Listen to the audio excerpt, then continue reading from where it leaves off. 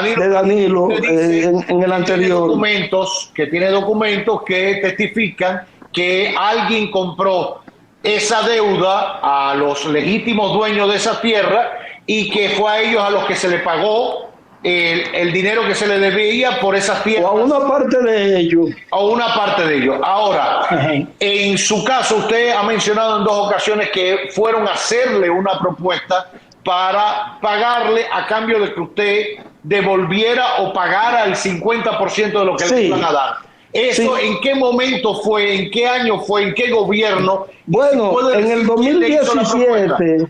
En el 2017 me llega el audio de que había una oportunidad de conseguir que se me hiciera el pago que tenía una persona que compraba deudas y todo eso, y que entonces nada, ante la pregunta de que cuáles eran las condiciones, dicen que se conseguía ese pago, pero que yo tenía que ceder un 50%.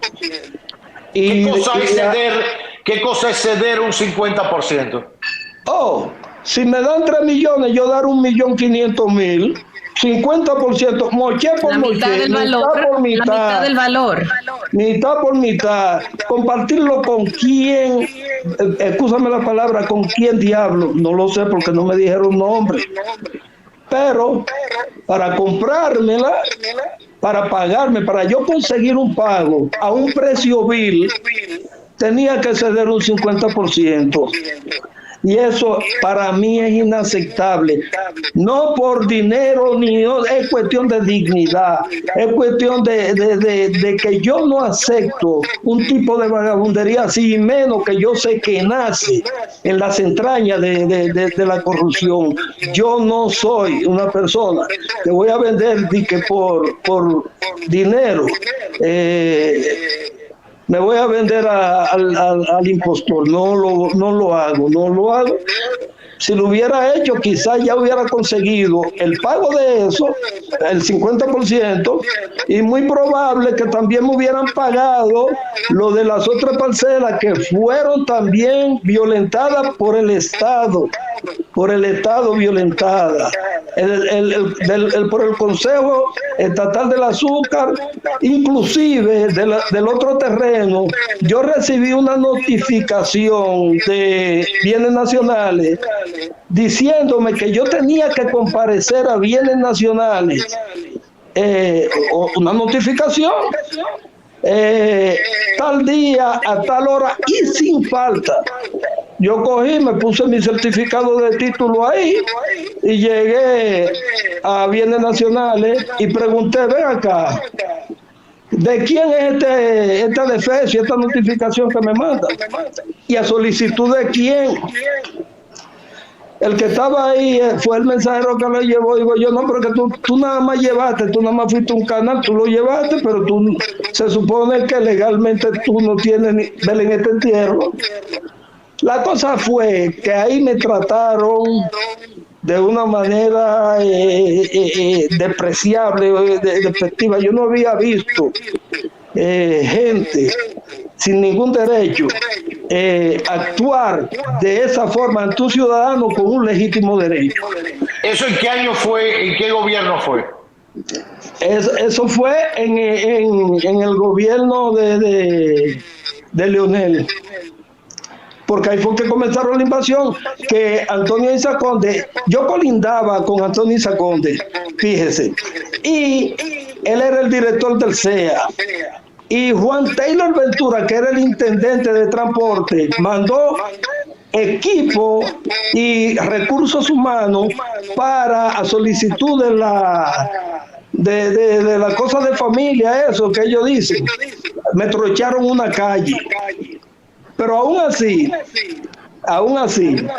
que me trocharon la calle, yo colindo con un terreno que era propiedad de la empresa Vitat, que precisamente era propiedad de Antonio Isa Conde. Pero ¿qué sucede? Que en última instancia a Antonio Isa Conde le pagaron su terreno y construyeron una escuela que se llama María Caro. Y la parcela mía, en la adecuación del terreno, tiraron calle, acera, contener, electrificación y todo eso, sin la quiesencia mía. Y he ido un par de veces al defensor del pueblo, y este defensor del pueblo le mandó una comunicación a la consultoría jurídica del Poder Ejecutivo, y la consultoría jurídica del Poder Ejecutivo lo que le responde es que yo debo utilizar los canales que existe el Tribunal de Tierra, que yo puedo iniciar el procedimiento de desalojo. ¿Y cómo? Si el mismo Estado construyó acera, contener, todo eso en favor de la Junta de Vecinos que ahí existe, ya usted sabe, por los negocios que se están dando aquí. Pero hay una vulneración directa de parte del Estado, tanto en la acción de Antonio Isa Conde, cuando era director del CEA, Juan Taylor Ventura, que fue el que llevó, que tengo documentos de eso, como el mismo asfaltado, el mismo acondicionamiento, la misma adecuación de ese entorno donde me tiran asfalto y todo. ¿A qué me está mandando la consultoría jurídica del Poder Ejecutivo a esta altura de juego?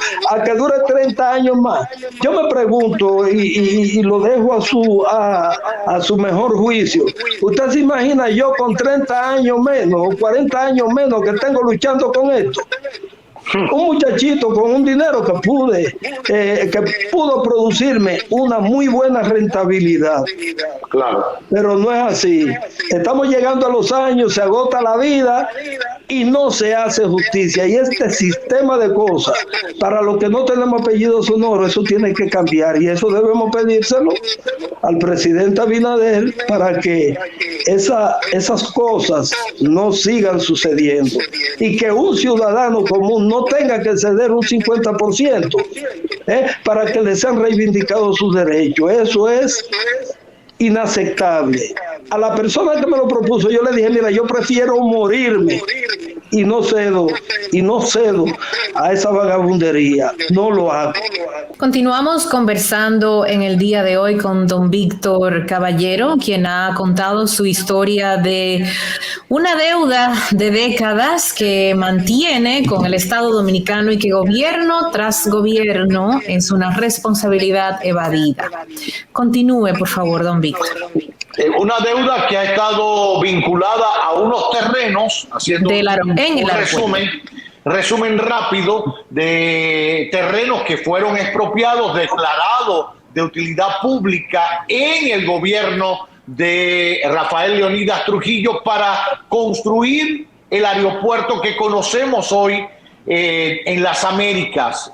La parcela de la familia de don Víctor Manuel Caballero y otras parcelas que, como bien nos ha relatado también Víctor, o don Víctor, en alguna medida a muchos de ellos se le ha pagado o retribuido lo que el Estado había decidido y había tasado que había que pagarle, incluyendo una parte de la parcela de Caballero al que él y a su familia no le han dado nada, ni le han pagado nada, y él ha seguido un calvario tremendo en la justicia, de Tribunal de Tierra, de visitando al CEA, al defensor del pueblo ahora, al consultor jurídico, con sentencia de la Suprema Corte, y nadie hace caso. Digo esto porque a veces, y me excusa don Víctor que una estos dos temas, a veces vemos casos como los de la operación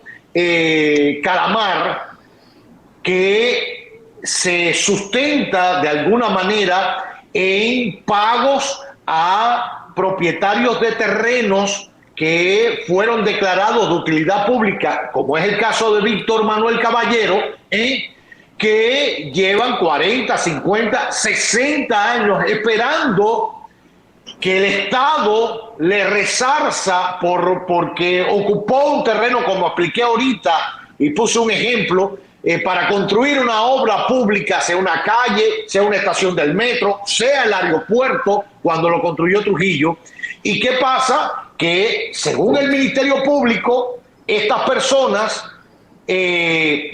se conocieron de la fatiga, porque Víctor debe estar cansado, harto, agotado, acaba de decirlo ahorita, está, si la pelea, calcule 30 años atrás cuando empezó a pelear todo esto, que con juventud le hubiesen pagado, ¿qué hubiese hecho con ese dinero para bien de la familia, para bien de la sociedad? Claro. Porque lo hubiese reinvertido. Entonces, llega un momento que se agotan las personas, que el hijo de Víctor, o el sobrino, o el nieto, le dice, se entera que fueron a decirle, mire, vamos a llegar a un acuerdo y usted me da el 50%, y el propio nieto, sabe Dios cualquiera, es un supuesto, ¿no?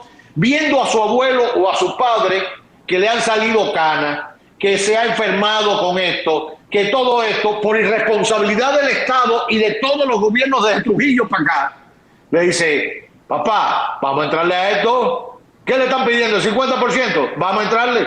Unos, como es el caso de Víctor, ponen la moral, la ética, el ejemplo para su hijo y su nieto y le dicen, no, es que no puede ser. El Estado tiene una responsabilidad conmigo como ciudadano, con la familia, con tus abuelos que compraron ese terreno.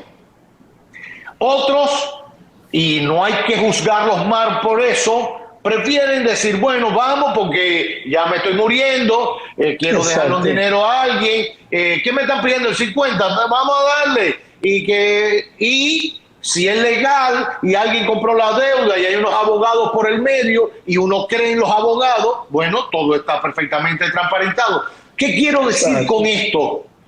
Que mientras el Estado irrespete las propias leyes que le son inherentes al Estado, a sus compromisos con la sociedad. Y a las instituciones del propio Estado. Mientras el Estado sigue respetándose a sí mismo, siempre habrá caldo de cultivo para la corrupción. Siempre habrá caldo de cultivo para el trapicheo y los malos manejos. Mientras el Estado siga siendo irresponsable en su rol y en su obligación con esto y con muchas cosas más, en dar agua potable, en dar electricidad de calidad, en recoger la basura, en todo eso que es obligación del Estado, cuando todo eso falla, siempre aparecerá un vivo que va a querer ganar en río revuelto, que va a querer aprovecharse de eso. Entonces, con esto no estoy quitando la responsabilidad a los supuestos o a los imputados por supuestos actos de corrupción en el caso Calamar, pero el Estado tiene una cuota de responsabilidad porque permitió por años que familias incluso murieran sin ver saldada una deuda del Estado para con su familia. Entonces producen un caldo de cultivo para buscar la salida más fácil, a veces no la más honrada, pero sí la más fácil para resolver un problema que es una responsabilidad del Estado. Así es. Entonces, don Víctor, ¿qué queda en lo adelante? ¿En qué punto está su caso ahora? ¿Por dónde lo está llevando? Bueno, en mi caso, yo he ido 2 veces a la Defensoría del Pueblo en la administración anterior y lo que me respondían era que ellos se habían reunido con el consultor jurídico de bienes nacionales, que se habían reunido con, qué sé yo, que de obra pública y más nada. Yo le dije que las instituciones no se comunican de que porque yo fui allá y que me dijeron esto, no. Las instituciones hablan por escrito y se responde por escrito. Pasó el tiempo y salió esa y entonces me fui a la actual administración de la Defensoría Pública. Y entonces ellos le enviaron una comunicación a la consultoría jurídica del Poder Ejecutivo, pero yo llevé los 2 casos, la 506A y lo de la 484F y 484G.